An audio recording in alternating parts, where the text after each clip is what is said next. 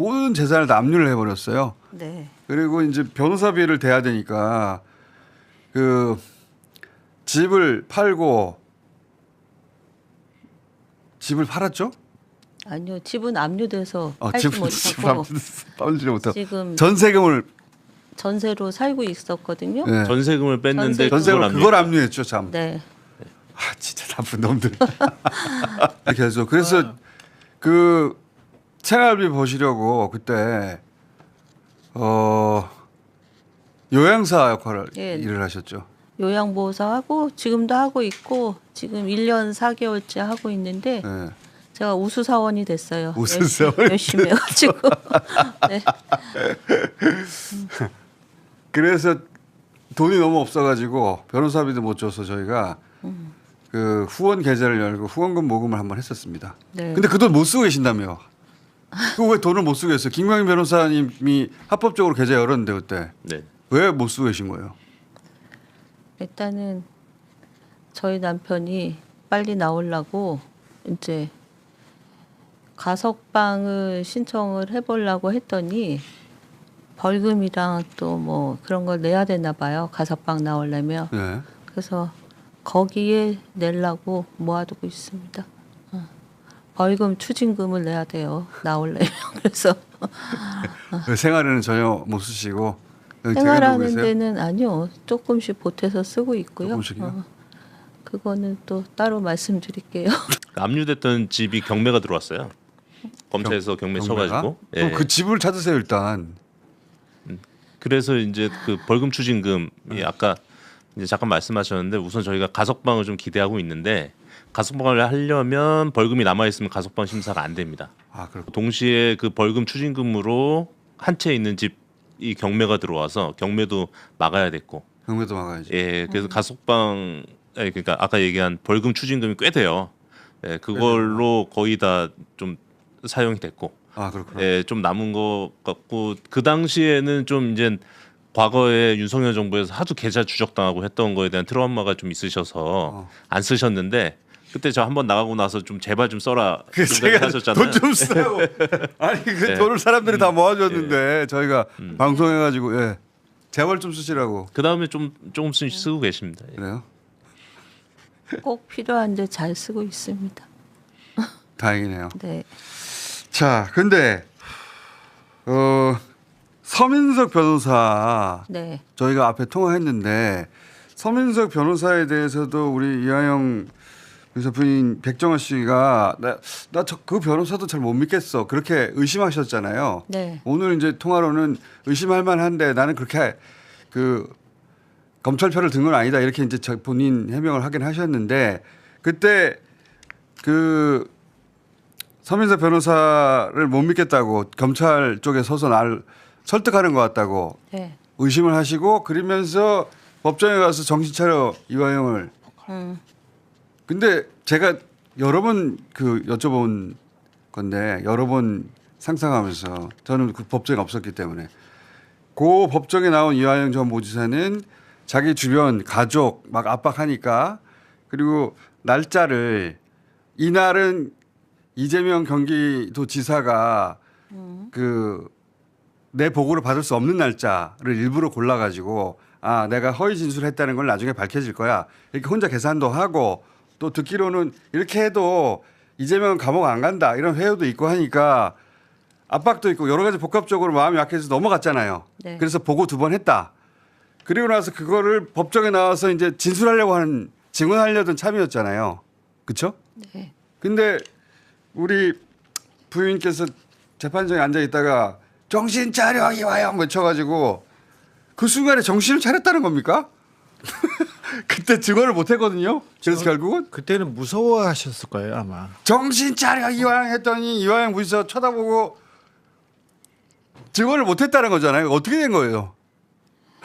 그 당시에 저희 남편이 유일하게 자기 마음을 속내를 토할 수 있는 거는 변호사밖에 없었잖아요. 네. 그리고 변호사가 제일 자기를 변호해 줄 거라고 생각을 했던 것 같아요. 근데 그런 사람이 제의한 거니까 본인은 그 사람 말을 이렇게 따라서 갔는데 제가 봤을 때는 이 사람은 아닌 것 같고 그리고 뭐라 그러죠? 제 앞에서 바로 저쪽에 가서 박상영 검사랑 전화를 하니까 제가 봤을 때는 아 둘이 뭔가를 짜고 있구나 이런 생각이 그 들고 의심하셨고 예. 그리고 저한테 검찰과 한패가 됐다고 의심하셨고 네 그리고 그래서 제가 봤을 때는 정당한 변호사라면 만약에 그런 제안이 왔으면은 자기 소신껏 이건 아닙니다라고 얘기를 할 수 있었어야 되는데 검사 말대로 따라가자라고 하는 상황이었던 것 같아요. 근데 제 말은 그 의심은 이제 이해했는데 네. 그 의심할 수 있죠. 제가 궁금한 건 법정에서 이하영 전 부지사한테 정신 차라고 외치니까 네. 이하영 부지사가 정신을 차렸냐 이거예요. 아니 그때는 이제 왜 그때 증언 안 했거든요. 그 증언 안 하고 그 직후에 제가 이제 저도 이화영 부지사를 가서 뵀잖아요. 근데 검사가 얘기를 했고 변호사가 얘기를 합니다. 변호사가 얘기를 하면서 너 살려줄게, 너 빼줄게 이 얘기보다 가족들에 대한 수사 있지 않습니까? 그렇지 그렇게 압박했다면. 그래 그 가족들에 대한 수사 부인하고 딸하고 그렇죠. 그런 얘기 와이프하고 때문에 딸 조져버린다 이렇게 했다는 거 아니에요? 그 얘기 한마디로. 때문에 그 생각 때문에 고민이 깊었을 거예요. 가족들하고 얘기 안 하고. 그건 알겠는데 이하영 부지사가 질문에 대한 대답을 내가 궁금했던 거는 그 이화영 법정에서 정신 차려 이하영을 그 유명한 얘기예요. 정신 차려 이하영 몇 번이나 저기 여기서 얘기했는데 외치자 이하영 부지사가 당황했을 거 아니에요. 왜 저러지? 그리고 그날 만약에 이하영 부지사가 나와서 증언을 법정에서 했으면. 증언을 해버렸잖아요. 그러면 이재명 경기도지사 구속됐습니다. 네, 그때 상황 좀 설명드리면 예. 그 지금 이제 서민석 변호사가 공개한 녹취록이 6월 19일자잖아요. 6월 19일 직전까지 중요한 진술은 다 끝나요. 예. 그리고 6월 19일 이후에 이틀 후에부터 다시 조사가 되는데 그때 이루어진 조사가 정확하게 이재명에게 보고했다라는 진술이 나온 조사입니다. 그렇죠. 예, 요거까지 세팅을 해놓고 해놓고. 예, 9개의 진술 조서를 만든 다음에 이걸 법원에 증거로 제출하고 이화영 부지사가 법원에 출석을 해서 해당 진술서에 대해서 증거 동의를 하겠습니다라고 하면 끝나는 거죠. 그렇죠. 끝나는 건데 끝나는 거였는데 그 직전에 이제 사모님이 서민석 변호사를 법무부의 해광에서 만나고 예. 그 자리에서 해임을 시켜버려요. 그러니까 요건 이제 모르시는 분들 위해 설명드리자면 아까 통화한 그 서민석 변호사가 의심스러웠던 거예요. 우리 그 선생님께서는 그래서 그렇게 그 검찰과 그렇게 이 협의를 해 나가면 안 된다. 다 무조건 거절해야 된다. 그러니 난 당신 못 믿겠다고 해임을 선언하고 그리고 법정에 나가셔가지고 정치 차려 이화영을 외치신 거예요.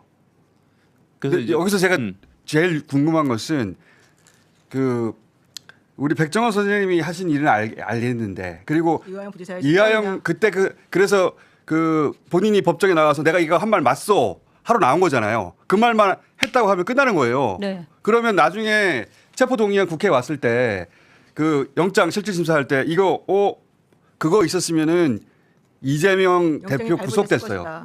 구속될 가능성이 높았어요. 그러니까 그때 정신 차려 이하영이 굉장히 중요한 역할을 했는데 내가 여기서 못 들은 대목은 뭐냐면 이하영 부지사는 부인의 그 외침을 듣고 어떻게 바로 정신을 차렸지?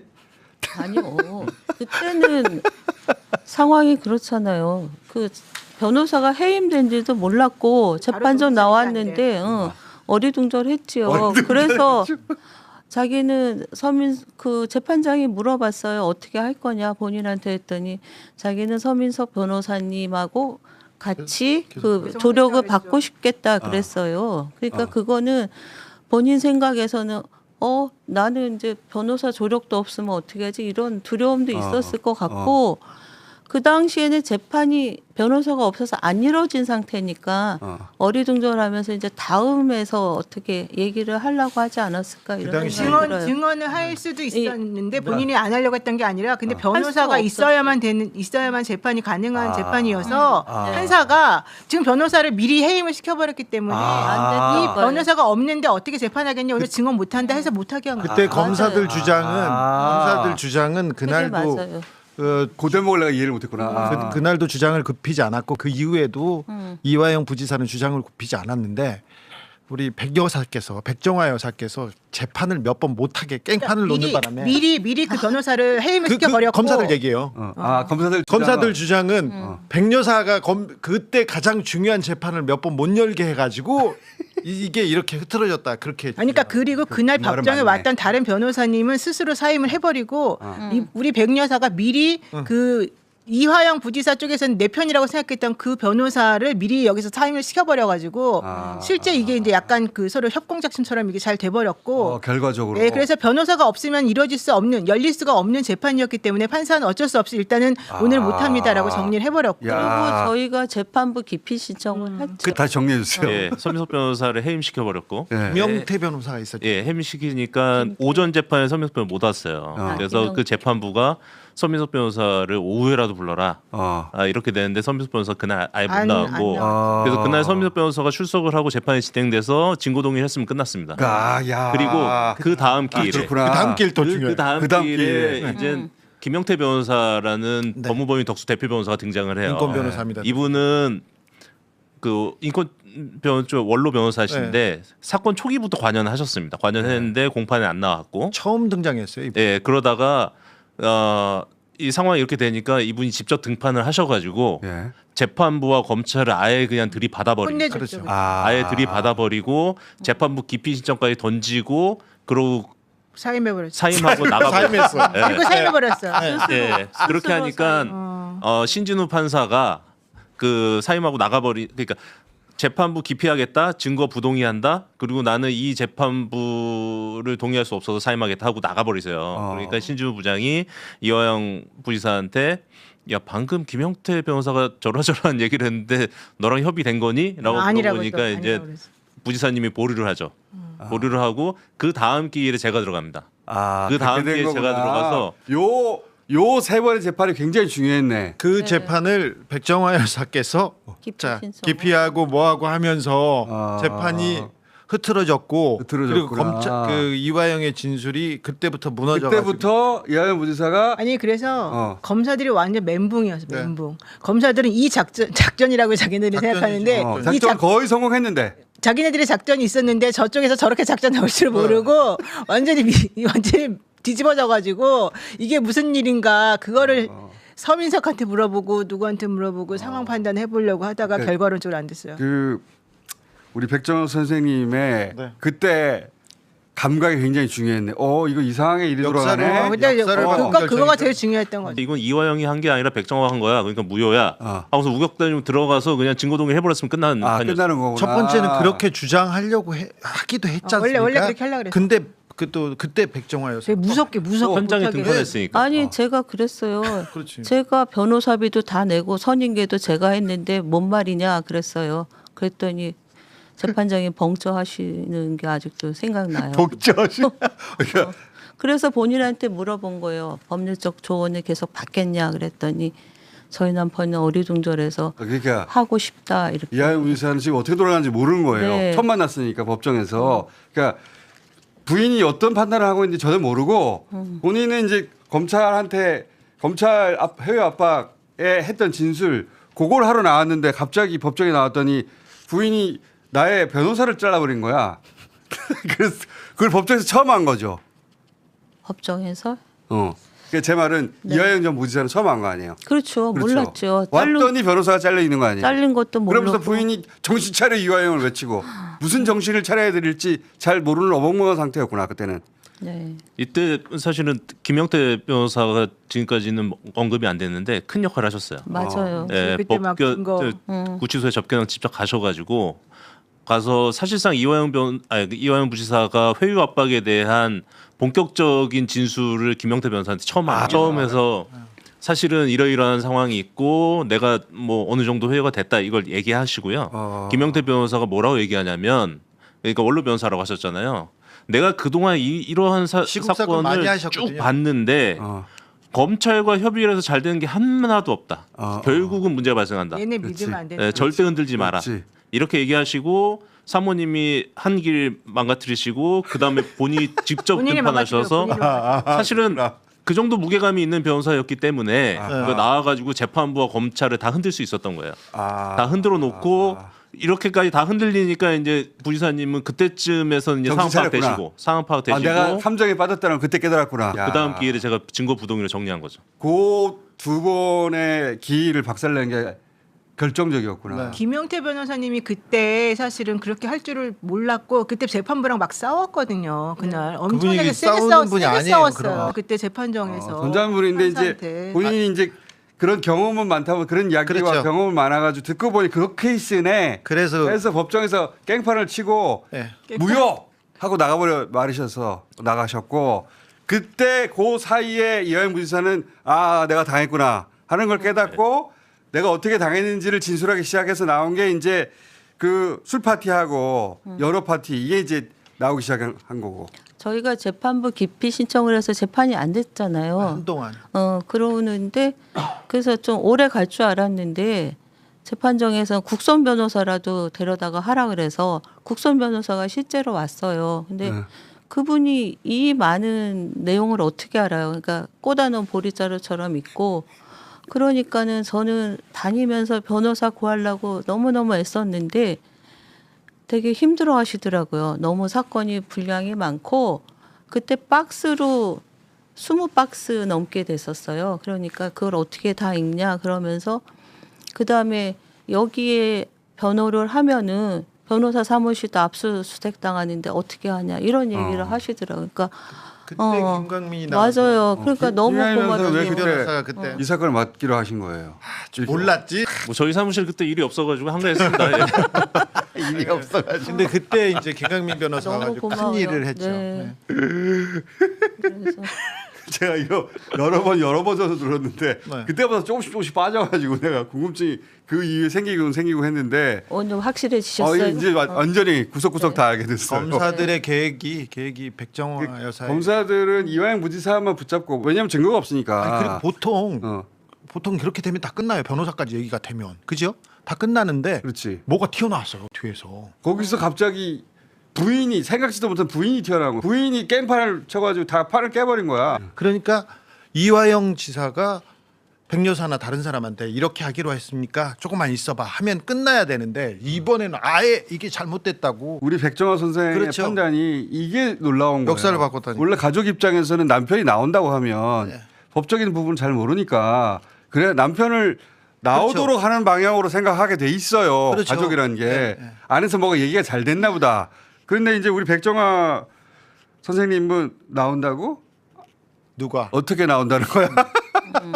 말이 안 되지. 그 다음번에 그래서 변호사를 의심하고 변호사를 자르고 본인이 법정에 가서 본인이 깽판을 친 거 아니에요? 그런 경우는 없었어. 그런 경우는 없어요. 그래서 제가 선생님한테 맨날 나라를 구하셨다고 하는 거예요. 맨날 그때. 백다르크라고. 맞아요. 진짜 안 알려지는 사실인데 저는 이게 너무 놀라워가지고 이거 영어를 만들어온다고 몇 번이나 얘기했는데 그때 이하영 부지사의 반응을 내가 정확하게 못 들어가지고 지금 다시 물어본 건데 이제 이해했어요.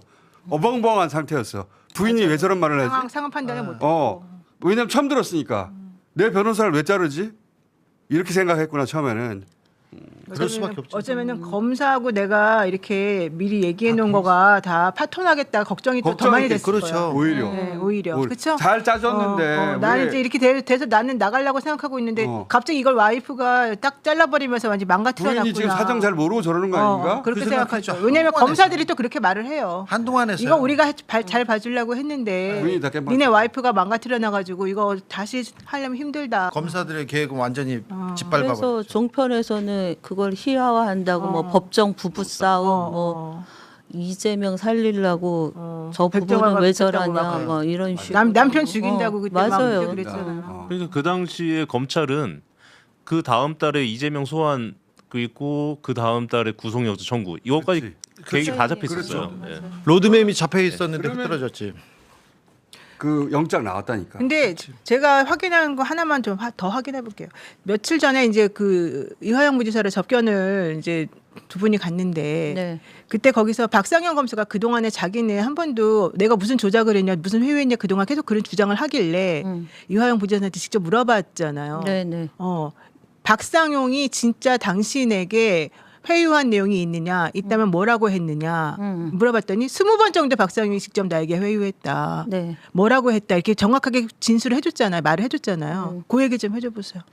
이재명이 그때 보고했다라고 라고? 얘기만 하면은 너는 이제 주범이 안 되고 종범이 된다라는 얘기를 박상용이 직접 했어요. 그렇죠. 네. 박상용이 직접 이화영 부지사에게 20번 정도를 이 말을 정확히 했다는 거예요. 근데 이게 어제 녹취록에 나온 얘기가 그저 녹취록에 나온 얘기가 바로 그 얘기잖아요. 네. 이재명이를 주범으로 완전 주범으로 해야 네가 그런 종범으로 자백이 있어야 보석이 어. 가능하다 이렇게. 그러니까 완전 주범으로 해야 종범이 되고 뭐 이 얘기 있잖아요. 그 말을 사실은 자기는 뭐 변호사가 제안한 걸 거절하는 의미를 했다고 주장했으나 그게 아니라 실제 이화영 부지사에게 그 멘트 그대로를 자기가 직접 20번 정도를 했다는 거예요. 그러니까 이번에 국정조사에 네. 이화영이 증인으로 나와서 그 얘기를 그걸 그대로 해줘야 해줘야 돼요. 돼요. 그쵸. 본인이 들었던 이야기. 네. 네. 가족들한테는 했는데 이게 세상에 알려지지 않았는데 박성현 검사는 자기가 이제 본인 이름이 거론되고 녹취도 나가니까 직접 등판해가지고 이제